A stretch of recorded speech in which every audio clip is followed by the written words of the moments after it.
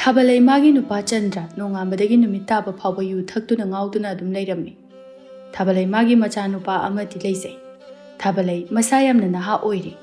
Macha yokpa ngamnanaba haiduna magi thongal aduda pan dukan macha ama famduna kwa yolammi. Thabalai ayuk ngana hogali magi nupa Chandra ayuk anganbaduda yu tapta ngai thaktuna ngauduna changlai. Thabalai magi lotuna thamjaba sel adu leiramdre. Thabalai magi nupa da sauna. Kadai aigi sel do puthoro.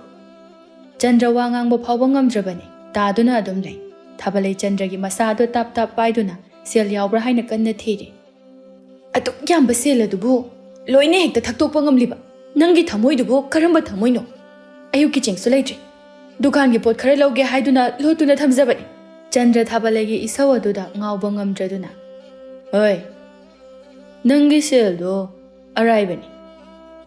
Aina dudagi henba kaya piba ngamba Chandra ni he.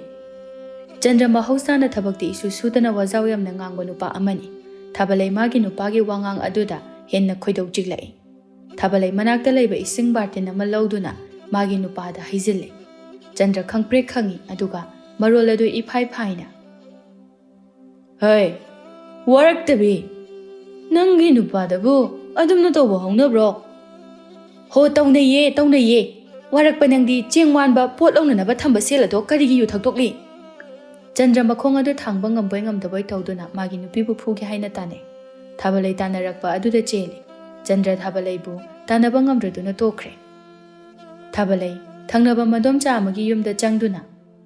Indomcha o tare chango ai sida laiye. Thabalai changsinduna nungaitana famthai mataw aduda. Kaidawragene Thabalai nangbo. Chandra na amuk phurak labro. Phurak te nomcha. Adudi kaidawraba. Jengwana ba thamba seldo. Huranduna yungauduna hale. Haima. Adudi kamdawni. Khangde aisu. Aduna inomcha gi manakta laibasini. Kwa mana khara lauge haina su thambani. Is. Onthok na mathong chakidrida masigi angang ase. Thabalai yam nungaitana. Ado Indomcha gi sel galai bro leiridi kita piu. Aisu sel yamna leitre ni nangbo. Maudu magi araiba khara lauthokuna Thabalai da pire. Se sina kona bri. Indomcha jengwan khrabadi kwamana launabadi yauroi. Ai kwamana oina laururagi. Indomcha gi chak luredi angang macha se kita pijabiu. Ai kwamana kita laurukike. Hoine angang sibudi aigi sida charasu. Nakhoidi kamdauba. Aidi numidang puna charagi madi chartrasu to asano araiba seldo yu thakto aga loina loisinkrabani adunane kadaidagi chak chadoino chardrasano phare nangna phani haibado tawru Thabalai machabu thanamlaga khaw macha ama puduna chatkre mawadu Thabalai gi phazaraba sawong saban maithong adu yengduna is kayada nungai jibano yenguni asuk waraba si phawbada phazariba masak ase mayeng machet ama phawba tade Nungai yaifaba imungda leizarabadi kayada phajani. Thabalai ma Chandra gi yumasida lakpadagi nungaiba haiba adu nongmata phawba phangdrabani. Adubu magi phajabadi mayeng ngasi su tadri. Thabalai kwamana khara lauruduna magi segairaba pan dukan aduda changlai. Dukan sisu ninkhaiga dawi. Sida su ngahak phawba semjinbiyo haiba se yade. Asuk yamna phattaba nupa sibu karamba jibana olakpano khangde. Ngahak leiradi selbiyo haina mulahani. Thabalai ngangna duka loisile. Kulang khangni haina duk thagi yenglubada duk somta yauramdre. Haima, duk si somta yauramdre dana. Matek si thaba tabani. Thabalai duk matek ama leiribadu thaduna lai khurumi. Gaudon amadi thembung Thabalai gi dukan tamna changsilai. Gaudon do asang basor ama hontoktuna. Duk ki manam sidi phana phajana di nungshireda. Thembungna Thabalai da. Eteima. Thabalai segairaba apikpa dukana dugi makhadagi likhalai aduga mibu ngawhanba khonphamda. Leye Eteima leye.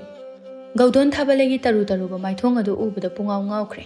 Sor hongani haiba phawba kawduna ngaihakti taibangga samnade. Thabalai na kari biyu haibano. Gaudon Thabalai bu ubada mathanta. Thembungna haibado chummedana. Asuk phajaba nupi sibu maungneba. Thembung mana Gaudon bu Thabalai gi masak adu uhanning duna purak libani.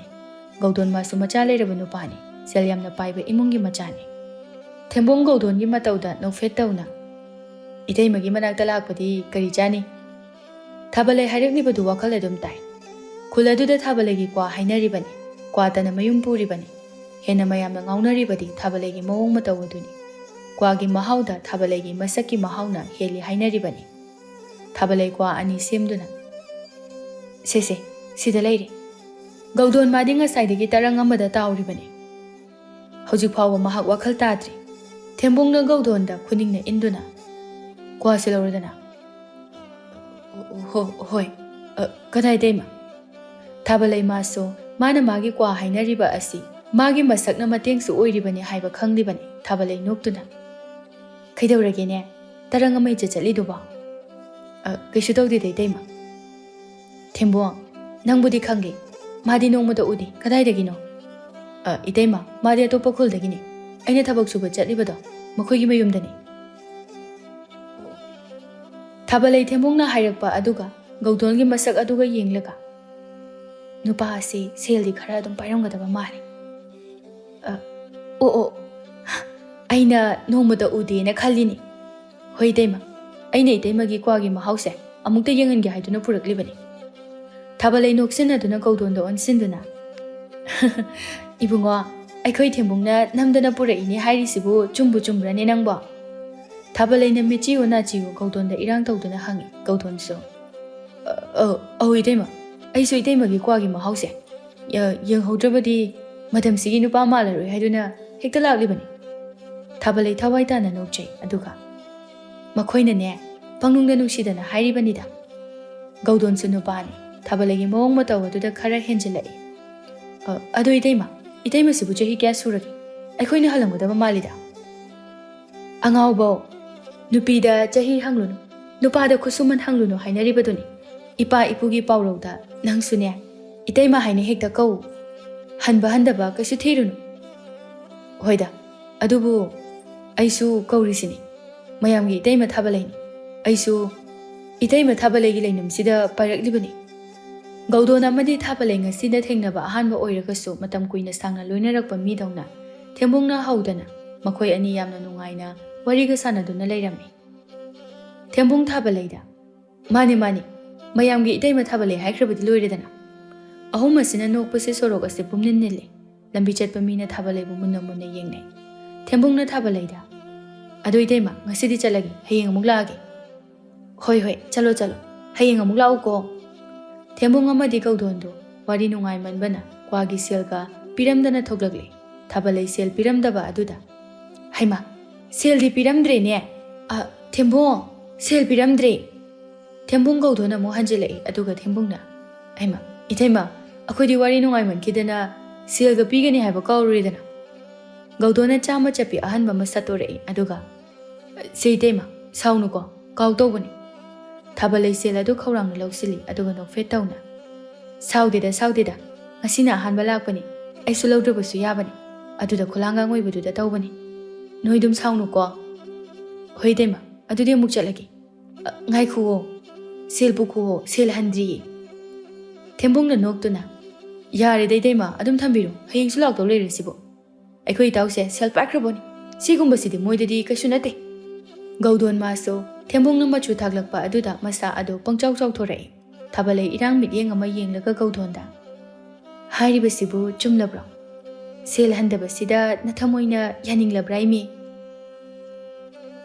Thembongna haido chumbi hayeng su laktaw leiri yarni Thembong chatlukhige hairamduna amuk thorakli Thabale sel adu yengduna das kamdawi sinidana si wiredi loina konarani Thabale khonjal khara kan khatna hayeng su lauko kauni ko noi ani adu handuna yenglamdaga noktuna chatkre Gaudona Thembongda Thembong haisu haibani phajani Eteima da phajabane mi aina haribaduni mamai ga da tanan nushito maduina khoida bu suya yadrebo koyo mai nupa su leitre haibra kanom haibani Gaudon nupa ga leitre hairakpaduda maton thokpagumna ha oi kirani nang haisiwa macha ga di leitro adu mai tai aisu mai nupa leiraga magi dukana teliba nupa mayam sibu khaide yadoini Hoine, ado machagadi leirabraba. Machanupa apikpa amadi leiba male. Leijasanu. Mauna macha leiba hone. Ado, handakti mai manakta khara toina chatpa taiye ko. Anidu thabalegi warida saduna lakpana magi mayum yoduna. Lanjadraba mai thong amaga loinana changkre. Thabalegi dukan sa nongmagi maming sum chakhalai. Thangnabada leiba, pakhang macha phauba thabaleda ngauduna leirami. Pakhang macha khara thabalegi dukanda laklami. Thabalei nupa macha khara lakpa aduda mapi adu semi.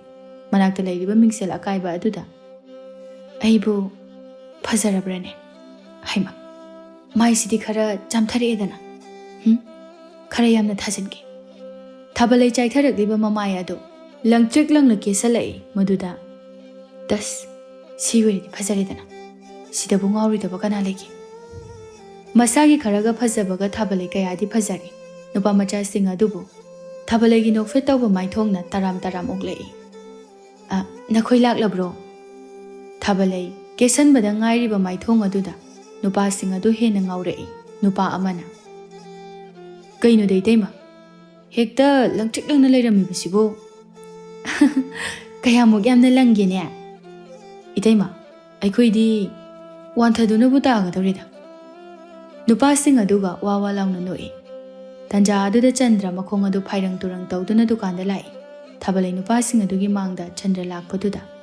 Haima, masigi nupa samula amal. Mi mamangsa ibu othokne khaijagadorida. Kamai tawni sidi.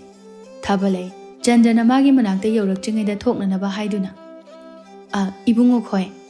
Nakhoi ngahak leiram khoko. Ai haipita thoklugi. Kuiroi. Hoi Eteima. Aikhoidi Eteima na taw haibada. Aduda tawrage haiduna laibani. Ahinga si lekho hairusuni. Hekta lekadoribani. Pakhang macha sing adu henjin mawa haiduna makhoi masel nokjai. Thabalei Chandra da saurabna. Nang sida kadaw laino ba? Ha, kadaw laino haibani. Chandra nupa thokna maron isu sudana. Aigi nupi ki manakta lakpabu. Kaidaw baba amuk leibro. Langningaga lakani, langningraga tokani. Yari changamu, ai thuna ladawni. Migi mangdi kaichi, chango chalo. Changage, adudi sel karbiro. Thabalei sel palakpa aduda mamit lang thoktuna. Kari, selaba. Sel haiba. Natradi dukandagi lawthorage. Chandra dab tawduna chakki tawi. Thabalei magi nupada yanduna. Sorry. Se. Sina yanaba tawru. Ai changaga amuk law. Chalo yare. Thabalei phireidi yebliba sel adu lawthoktuna pi. Chandra sel adu ubada harauna. Si oredi hojikidi corner da. Anidugi mataw aduda nupa sing aduna. Mai nupa ora malini. Kaino ni nupa asibo. Asi pibamsida Eteimasibu kamai leirijan. Pamugreda. Makhoina Thabalei amadi Chandra anigi oiba yaba kaya puthoktuna naine. Chandra magi nupida hanna fawbo yingnamda chatkre. Thabalei saungingbana mapum thilabani adubu nupa sing adu leibani nama. Wa fawbo kanna ngangdrabani. Thabaleina. Masigi nupa sida sikrabasu phagadabani. Mathibongase thaktuna thadum lei. Sigumbasidi laina lawsinde. Phakraba midane. Mana khanduna lawseliba. Thabalei murum sonduna sauna lakpa aduda. Eteima, kadawrage adu yam sauna laiduba. Eteima, saunuda. Eteima na saubase phajabana sakto. Loina mangki daweba. Thabalei nokningdana noktuna. Khangdreda ibungo Nateima gi laibakse. Adu Eteima, hojiki nupa adubu Eteima gi. Thabalei yamna hainingdana. Hoi, mani ibungo, tawrisini. Nongamadagi numitaba phaw. Asumni leiriba. Eteima, tada siga karamna thingnaruribano. Eteima si sak haira thibasu nate. Khangdreda ibungo. Asumna tawrakani hainane mangdo phawba mangluba nate. Leisabi macha pungkak pharakpa matam aduda nupa mayam sinane amuk toiba. Thongala sidane landuna phawba chatpa ngamba nate. Phakraba mayam adu huntoklamlaga. Asigi chum phangang manbase asida leirisini. Karidi upai le. Laibakta tamlamba haiba ase khetoktuna chatpa yaba nate. Nupa amana amu. Chumi Eteima. Ado Eteima. Haujiksu Eteima gi mahausagi sak ase hanji kain natrani da. Haujiksu anaubu laiba ama semba yai haibani da. Aduna phara jaibunga. ꯑꯩꯈꯣꯏꯁꯨꯅꯦ ꯅꯨꯄꯥ ꯐꯠꯇꯕꯅꯤꯅ ꯖꯥꯠ ꯌꯥꯝ ꯈꯜꯂꯤ ꯄꯣꯠꯅꯤꯗ ꯃꯌꯥꯝ ꯑꯗꯨ ꯑꯣꯟꯁꯤꯟꯅꯗꯨꯅ ꯅꯣꯛꯅꯩ ꯃꯍꯧꯁꯥꯅ ꯊꯥꯕꯂꯩ ꯅꯨꯄꯥ ꯈꯔ ꯀꯦꯁꯟ ꯃꯧꯁꯤꯟꯅꯕ ꯑꯁꯤ ꯃꯍꯥꯛ ꯈꯔ ꯍꯩꯅꯔꯛꯄ ꯅꯨꯄꯤꯅꯤ ꯃꯌꯥꯝ ꯑꯁꯤꯅ ꯅꯣꯛꯂꯤꯉꯩꯗ ꯒꯧꯗꯣꯟ ꯊꯦꯝꯕꯨꯡꯒ ꯂꯥꯛꯏ ꯒꯧꯗꯣꯟ ꯅꯨꯄꯥ ꯃꯌꯥꯝ ꯑꯗꯨ ꯎꯕꯗ ꯁꯥꯎꯔꯞꯅ ꯊꯦꯝꯕꯣꯡ ꯌꯦꯡꯉꯨꯅꯦ ꯏꯇꯩꯃ ꯊꯥꯕꯂꯩꯁꯦ ꯅꯨꯄꯥ ꯃꯌꯥꯝꯁꯤꯒ ꯑꯣꯟꯁꯤꯟꯅꯗꯨꯅ ꯅꯣꯛꯏꯁꯦ ꯍꯦꯔꯥ ꯅꯪꯁꯨ ꯑꯩꯈꯣꯏꯁꯨ ꯅꯣꯛꯎꯗꯧꯔꯤꯁꯤꯗꯤ ꯃꯈꯣꯏꯁꯨ ꯑꯩꯈꯣꯏꯒꯨꯝꯕꯅꯤ ꯀꯩꯅꯣꯅꯦ ꯌꯥꯗꯦꯗ ꯃꯈꯣꯏꯒ ꯑꯩꯈꯣꯏꯒ ꯃꯥꯟꯅꯕ ꯌꯥꯗꯦ ꯏꯇꯩꯃ ꯊꯥꯕꯂꯩꯁꯦ ꯑꯩꯅ ꯂꯧꯒꯗꯧꯔꯕꯅꯤ ꯃꯇꯨ ꯃꯆꯥ ꯂꯩꯔꯕ ꯃꯥꯅ ꯊꯥꯕꯂꯩ ꯂꯧꯅꯤ ꯍꯥꯏꯅ ꯃꯪꯖꯕ ꯑꯗꯨꯗ ꯊꯦꯝꯕꯨꯡ ꯅꯨꯡꯁꯥ ꯊꯤꯔꯛꯏ ꯀꯩꯅꯣꯅꯦ ꯏꯇꯥꯎ ꯅꯪꯕꯨ ꯇꯁꯦꯡꯅ ꯏꯇꯩꯃ ꯊꯥꯕꯂꯩꯁꯤꯕꯨ ꯂꯧꯒꯦ ꯍꯥꯏꯔꯤꯕ꯭ꯔꯥꯅꯦ ꯑꯩꯗꯤ ꯈꯟꯕ ꯀꯨꯏꯔꯦ ꯃꯇꯥꯡ ꯆꯥꯕ ꯉꯥꯏꯔꯤꯕꯅꯤ ꯃꯥꯒꯤ ꯃꯁꯛ ꯑꯁꯦ ꯑꯇꯣꯞꯄ ꯅꯨꯄꯥꯗ ꯂꯩꯈꯤꯗꯧꯕ ꯌꯥꯝ ꯄꯥꯝꯃꯨꯏ ꯏꯇꯥꯎ ꯁꯛꯀꯤ ꯋꯥꯗꯤ ꯅꯪꯒꯤ ꯌꯨꯝꯒꯤꯗꯨꯁꯨ ꯅꯣꯞꯇꯦꯗ ꯅꯣꯞꯄꯨꯗꯤ ꯅꯣꯞꯇꯦꯗ ꯑꯗꯣ ꯅꯨꯡꯇꯤꯒꯤ ꯆꯥꯕ ꯏꯟꯁꯥꯡꯁꯦ ꯆꯥꯅꯤꯡꯉꯛꯇꯤ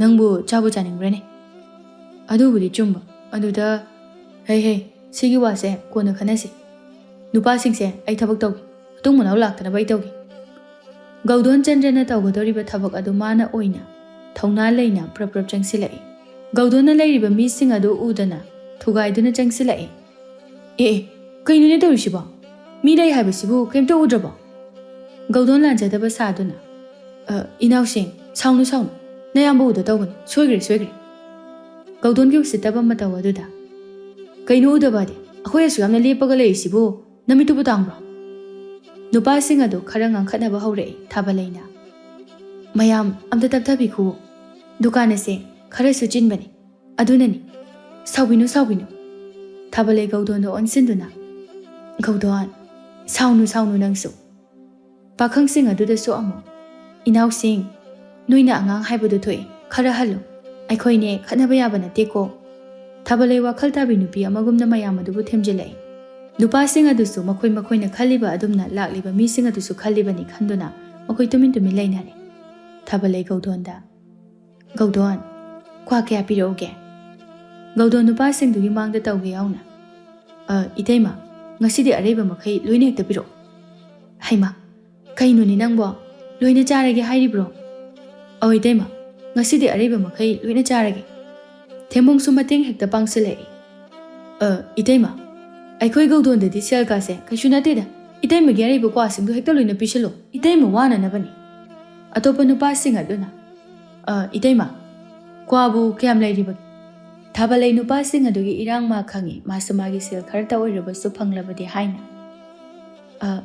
ꯀ꯭ꯋꯥꯕꯨꯗꯤ ꯌꯥꯝ ꯂꯩꯇ꯭ꯔꯦ ꯀ꯭ꯋꯥ ꯃꯅꯥꯕꯨ ꯌꯥꯝ ꯇꯥꯡꯉꯦꯗ ꯐꯪꯕꯨ ꯐꯪꯗ꯭ꯔꯦꯗ ꯗꯨꯀꯥꯟꯀꯥꯁꯦ ꯊꯣꯛꯅꯗ꯭ꯔꯥ ꯈꯪꯗꯦ ꯒꯧꯗꯣꯟꯅ ꯍꯦꯛꯇ ꯇꯥꯕꯣꯛꯏ ꯏꯇꯩꯃ ꯑꯔꯩꯕꯁꯤꯡꯗꯣ ꯂꯣꯏꯅ ꯍꯦꯛꯇ ꯄꯤꯔꯛꯑꯣ ꯍꯥꯟꯅꯒꯤ ꯃꯃꯜꯗꯒꯤ ꯇꯪꯈꯥꯏ ꯍꯦꯟꯒꯠꯂꯒꯦ ꯄꯥꯈꯪꯁꯤꯡ ꯑꯗꯨꯁꯨ ꯏꯇꯩꯃ ꯀ꯭ꯋꯥ ꯃꯅꯥꯅ ꯇꯥꯡꯒꯦꯅ ꯇꯥꯡꯗꯅ ꯁꯅꯥꯗꯧꯅ ꯇꯥꯡꯒꯗꯕꯁꯨ ꯅꯠꯇꯦ ꯏꯇꯩꯃꯅ ꯗꯨꯀꯥꯟꯁꯦ ꯐꯝꯒꯦ ꯍꯥꯏꯔꯕꯗꯤ ꯅꯅꯥꯎꯅ ꯍꯦꯛꯇ ꯏꯇꯩꯃꯒꯤ ꯋꯥꯠꯇꯅꯕ ꯄꯨꯔꯛꯑꯒ ꯂꯣꯏꯔꯦꯗꯅ ꯍꯣꯏꯗ ꯅꯈꯣꯏꯅ ꯅꯇꯩꯃꯕꯨ ꯅꯨꯡꯁꯤꯗꯨꯅ ꯄꯪꯍꯥꯏꯗ ꯍꯥꯏꯕꯤꯔꯦ ꯄꯥꯈꯪ ꯑꯗꯨꯅ ꯒꯧꯗꯣꯟꯗ ꯀꯔꯦꯝꯅꯕ ꯃꯤꯠꯌꯦꯡ ꯑꯃ ꯌꯦꯡꯂꯒ ꯑꯗꯨ ꯏꯇꯩꯃ ꯅꯅꯥꯎꯗꯤ ꯏꯇꯩꯃꯒꯤ ꯗꯨꯀꯥꯟ ꯑꯁꯦ ꯐꯝꯕꯨ ꯐꯝꯍꯟꯅꯤꯡꯗ꯭ꯔꯦꯗ ꯀꯩꯗꯧꯔꯨꯅꯤ ꯅꯠꯇ꯭ꯔꯅꯦ ꯏꯅꯥꯎꯁꯤꯡ ꯄꯥꯈꯪꯁꯤꯡ ꯑꯗꯨꯅ ꯑꯗꯨꯅꯤꯅꯦ ꯏꯇꯩꯃ ꯃꯊꯣꯡ ꯃꯔꯝ ꯈꯪꯗꯕ ꯃꯇꯨ ꯃꯆꯥ ꯂꯩꯔꯕ ꯃꯌꯥꯝ ꯑꯃ ꯂꯥꯛꯂꯒ ꯏꯇꯩꯃꯒ ꯑꯣꯟꯁꯤꯟꯅꯕꯁꯦ ꯀꯌꯥ ꯒꯧꯗꯣꯟ ꯑꯃꯗꯤ ꯊꯦꯝꯕꯣꯡ ꯃꯈꯣꯏ ꯑꯅꯤꯗ ꯍꯥꯏꯔꯛꯂꯤꯕꯅꯤ ꯍꯥꯏꯕ ꯈꯪꯏ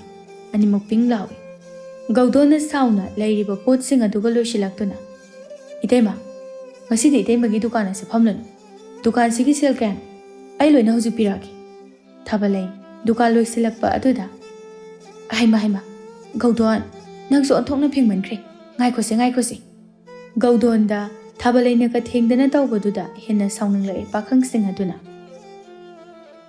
ꯏꯇꯩꯃ ꯌꯥꯔꯦꯁꯦ ꯏꯇꯩꯃꯒꯤ ꯗꯨꯀꯥꯟꯁꯦ ꯄꯨꯟꯅ ꯍꯦꯛꯇ ꯑꯩ ꯂꯩꯔꯒꯦ ꯁꯦꯜꯗꯨ ꯊꯤꯔꯒꯦ ꯍꯧꯖꯤꯛ ꯁꯨꯝꯕ ꯃꯇꯨ ꯃꯆꯥ ꯂꯩꯕ ꯅꯨꯄꯥꯁꯤꯡ ꯑꯁꯤꯅ ꯃꯇꯨ ꯃꯆꯥꯒꯤ ꯈꯟꯒꯦ ꯍꯥꯏꯗꯗꯅ ꯀꯥꯟꯅꯗꯕꯗ ꯁꯦꯜ ꯊꯥꯗꯔꯒ ꯂꯩꯔꯦ ꯍꯩ ꯋꯥꯒꯤ ꯋꯥ ꯆꯨꯝꯅ ꯉꯥꯡꯉꯨ ꯅꯪꯅ ꯑꯩꯒꯤ ꯏꯇꯨ ꯏꯆꯥ ꯎꯁꯤꯜꯂꯛꯄꯒꯤ ꯀꯔꯤ ꯃꯊꯧ ꯇꯥꯒꯦ ꯏꯌꯥꯝꯕ ꯁꯦꯜꯗꯣ ꯏꯇꯩꯃ ꯑꯃꯗꯤ ꯑꯉꯥꯡꯁꯤꯡꯗ ꯑꯣꯏꯅ ꯊꯥꯗꯕꯤꯌꯨ ꯑꯩꯈꯣꯏ ꯏꯇꯩꯃ ꯊꯥꯕꯂꯩꯒꯤꯗꯤ ꯑꯩꯈꯣꯏ ꯂꯩꯔꯤ ꯍꯥꯏꯅ ꯍꯥꯏꯖꯕꯒꯤ ꯋꯥꯅꯤ ꯑꯩꯈꯣই ꯏꯁꯥ ꯀꯣꯝꯕ ꯁꯦꯜ ꯊꯥꯗꯐꯝ ꯂꯩꯇꯕꯁꯤꯗꯕꯨ ꯁꯤꯕꯨ ꯀꯩ ꯀꯥꯏꯒꯦ ꯒꯧꯗꯣꯟ ꯃꯥꯁꯨ ꯐꯨꯔꯤꯠꯈꯥꯎꯗꯒꯤ ꯁꯦꯜ ꯃꯌꯥꯝ ꯑꯃ ꯂꯧꯊꯣꯔꯛꯇꯨꯅ ꯑꯩꯁꯦ ꯁꯦꯜꯒꯤ ꯁꯤꯖꯤꯟꯅꯐꯝ ꯂꯩꯇ꯭ꯔꯕ ꯑꯗꯨꯅ ꯏꯇꯩꯃꯗꯁꯨ ꯈꯔ ꯃꯇꯦꯡ ꯄꯥꯡꯒꯦꯅ ꯍꯥꯏꯔꯤꯕ ꯑꯩꯒꯤ ꯏꯇꯨ ꯏꯆꯥꯁꯤꯡꯗꯤ ꯈꯣꯡꯗꯒꯤꯅ ꯇꯣꯟ ꯌꯧꯕ ꯐꯥꯎꯕ ꯁꯅꯥꯅ ꯌꯣꯝꯂꯤꯅꯦ ꯏꯕꯨꯡꯉꯣ ꯄꯥꯈꯪ ꯑꯗꯨꯁꯨ ꯁꯦꯜ ꯂꯧꯊꯣꯔꯛꯇꯨꯅ ꯁꯦꯜ ꯑꯗꯨ ꯊꯥꯕꯂꯩꯗ ꯄꯤꯁꯤꯟꯗꯨꯅ ꯏꯆꯦ ꯏꯇꯩꯃ ꯁꯦꯜꯁꯦ ꯏꯇꯩꯃ ꯁꯤꯖꯤꯟꯅꯔꯣ ꯑꯩꯈꯣꯏꯗꯤ ꯄꯥꯈꯪꯒ ꯑꯣꯏꯔꯦ ꯁꯦꯜꯁꯦ ꯊꯤꯕꯤꯅꯕ ꯂꯩꯇ꯭ꯔꯦ ꯁꯦꯜꯁꯦ ꯏꯇꯩꯃ ꯁꯤꯖꯤꯟꯅꯔꯣ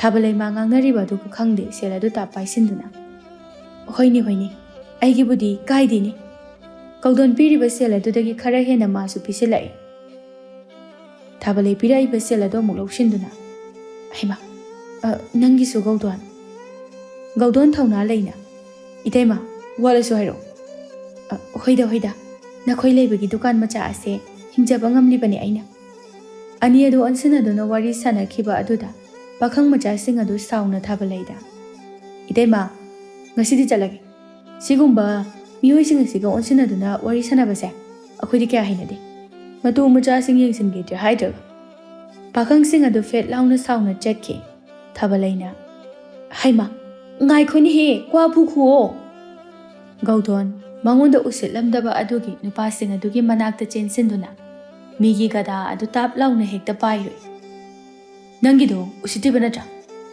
ꯄꯥꯈꯪ ꯑꯗꯨꯁꯨ ꯄꯥꯏꯔꯤꯕꯗꯨ ꯂꯧꯊꯣꯛꯇꯨꯅ ꯀꯩꯗꯧꯒꯦ ꯍꯥꯏꯕꯅꯣ ꯎꯁꯤꯠꯇꯦ ꯅꯈꯣꯏꯒ ꯂꯦꯡꯒꯥ ꯆꯥꯟꯅꯕ ꯂꯩꯁꯥꯕꯤ ꯃꯌꯥꯝ ꯑꯃ ꯂꯩꯔꯤꯁꯤꯗ ꯂꯦꯜꯂꯨꯒꯦꯗꯤ ꯍꯥꯏꯗꯗꯅ ꯃꯤꯒꯤ ꯇꯨꯃꯟꯁꯤꯗ ꯅꯈꯣꯏꯅ ꯈꯜꯂꯤꯕꯗꯨ ꯀꯩꯅꯣ ꯄꯥꯈꯪꯁꯤꯡ ꯑꯗꯨ ꯒꯧꯗꯣꯟꯅ ꯒ꯭ꯌꯥꯟ ꯇꯥꯁꯜꯂꯛꯄ ꯑꯗꯨꯗ ꯋꯥ ꯂꯥꯎꯅ ꯅꯣꯛꯁꯤꯟꯗꯨꯅ ꯀꯔꯤ ꯅꯪꯅ ꯄꯥꯎꯇꯥꯛ ꯑꯃꯨꯛ ꯄꯤꯕꯤꯔꯤꯕ ꯑꯩꯈꯣꯏꯗ ꯍꯧꯖꯤꯛꯀꯥꯟꯒꯤ ꯅꯨꯄꯤꯁꯤꯡ ꯑꯁꯦ ꯀꯣꯏꯒꯗꯕꯒꯤ ꯁꯔꯨꯛ ꯏꯇꯩꯃ ꯊꯥꯕꯂꯩꯒꯨꯝꯕ ꯃꯁꯛ ꯃꯇꯧ ꯐꯖꯕ ꯃꯔꯥꯏꯕꯛ ꯊꯤꯔꯕ ꯃꯧ ꯅꯍꯥ ꯃꯣꯏ ꯑꯣꯏꯅ ꯀꯣꯏꯕꯅ ꯐꯔꯦꯅꯦ ꯏꯌꯥꯝꯕ ꯑꯗꯨꯅ ꯇꯧꯖꯕꯅꯤ ꯁꯥꯎꯕꯤꯅꯨ ꯏꯇꯩꯃ ꯊꯥꯕꯂꯩꯁꯦ ꯐꯖꯃꯟꯕꯁꯤꯗ ꯇꯧꯕꯅꯤ ꯏꯌꯥꯝꯕꯕꯨ ꯏꯇꯩꯃꯁꯦ ꯐꯖꯃꯟꯗꯅ ꯄꯥꯏꯔꯛꯏꯕ ꯅꯠꯇ꯭ꯔꯣ ꯄꯥꯈꯪ ꯑꯗꯨꯅ ꯒꯧꯗꯣꯟꯕꯨ ꯌꯥꯝ ꯎꯁꯤꯠꯇꯦ ꯒꯧꯗꯣꯟ ꯏ ꯀꯥꯕꯅ ꯂꯣꯏꯔꯦ ꯍꯩ ꯑꯄꯪꯕꯁꯤꯡ ꯅꯀꯣꯛ ꯑꯗꯨ ꯁꯟꯊꯤ ꯉꯥꯛꯇ ꯉꯥꯏꯔꯝꯃꯅꯤ ꯑꯁꯤꯒꯨꯝꯕꯁꯤꯗꯤ ꯑꯩꯈꯣꯏꯒꯨꯝꯕꯅ ꯈꯪꯉꯕ ꯆꯠꯂꯣ ꯅꯈꯣꯏꯗꯤ ꯇꯨ ꯑꯥꯗ ꯏꯁꯤꯡ ꯁꯣꯛꯂꯤꯕ ꯂꯩꯁꯥꯕꯤꯁꯤꯡ ꯑꯁꯦ ꯂꯛꯅꯔꯨꯆꯣ ꯆꯠꯂꯣ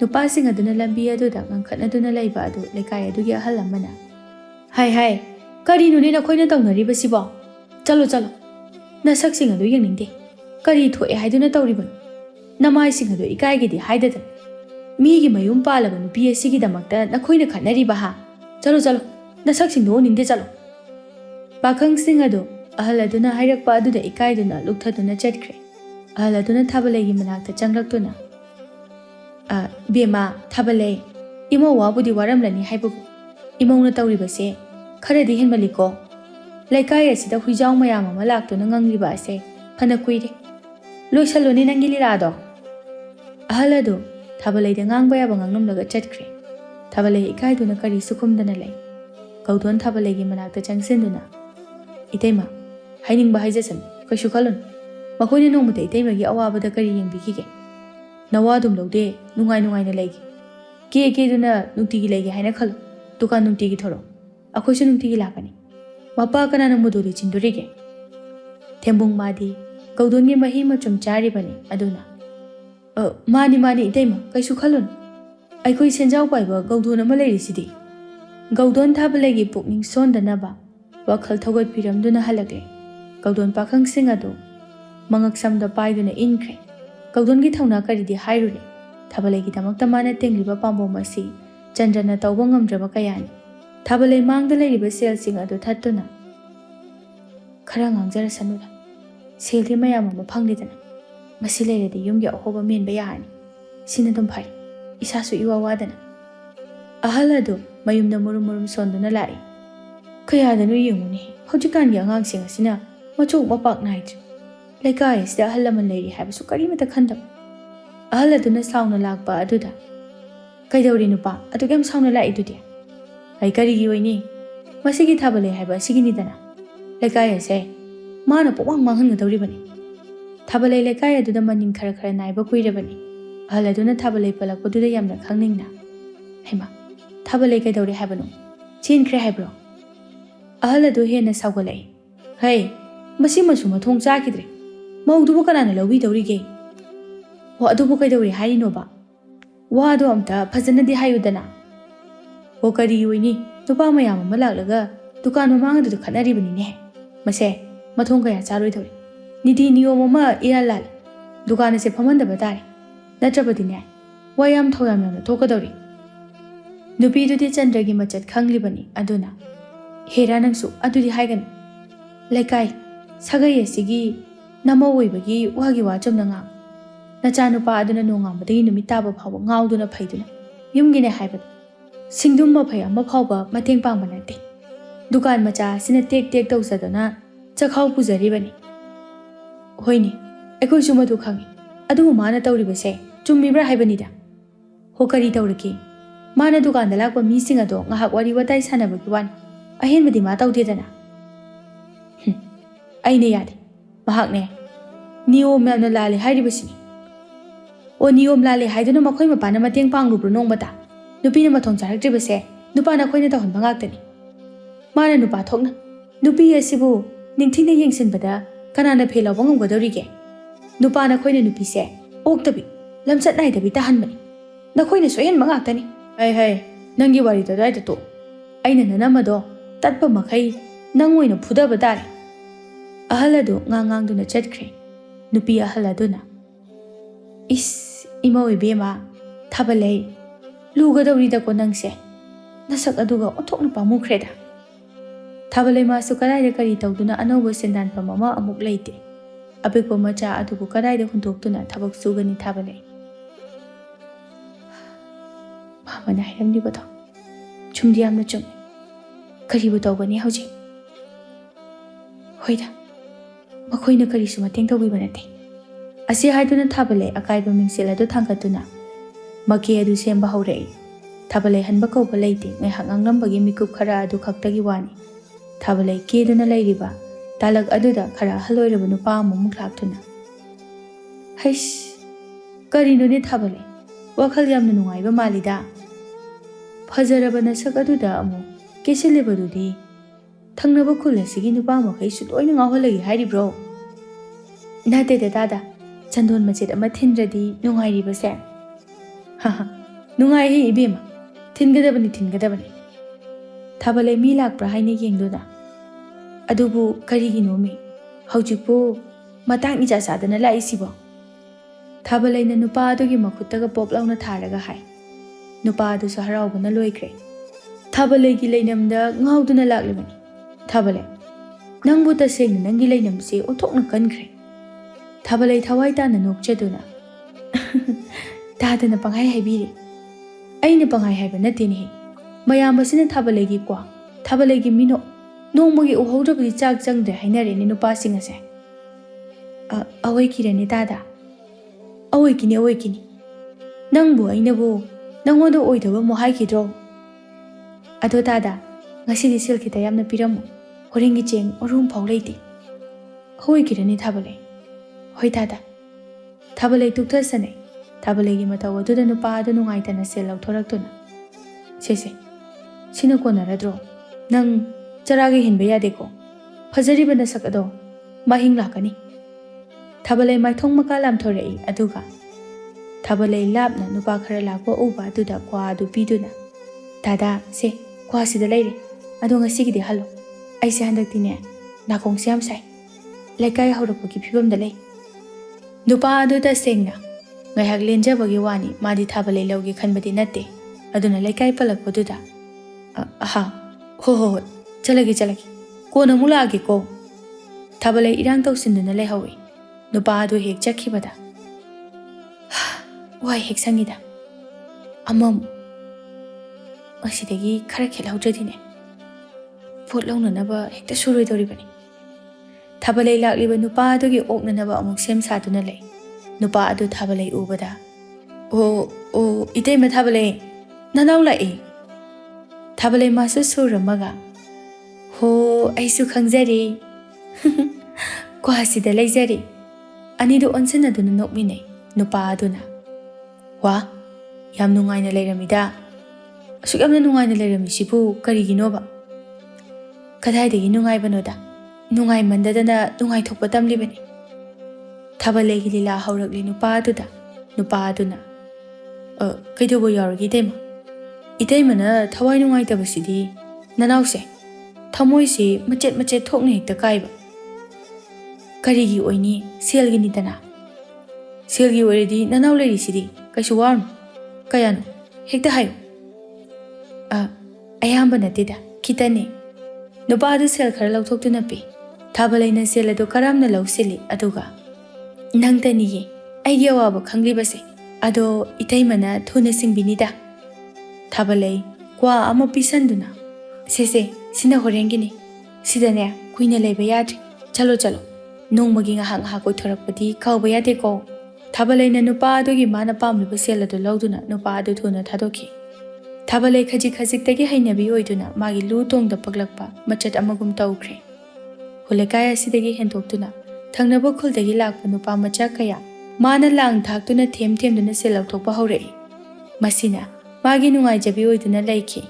ꯆꯟꯗ꯭ꯔꯁꯨ ꯃꯥꯒꯤ ꯅꯨꯄꯤꯒꯤ ꯂꯤꯆꯠ ꯍꯧꯖꯤꯛ ꯐꯥꯎꯕ ꯀꯔꯤꯃꯠꯇ ꯌꯦꯡꯁꯤꯟꯈꯤꯗꯦ. ꯈꯨꯜ ꯂꯩꯀꯥꯏ ꯑꯗꯨꯗ ꯀ꯭ꯋꯥ ꯌꯣꯟꯕꯤ ꯏꯇꯩꯃ ꯊꯥꯕꯂꯩ ꯍꯥꯏꯕꯗ ꯃꯥꯕꯨ ꯈꯪꯗꯕ ꯀꯅꯥꯁꯨ ꯂꯩꯔꯝꯗꯦ.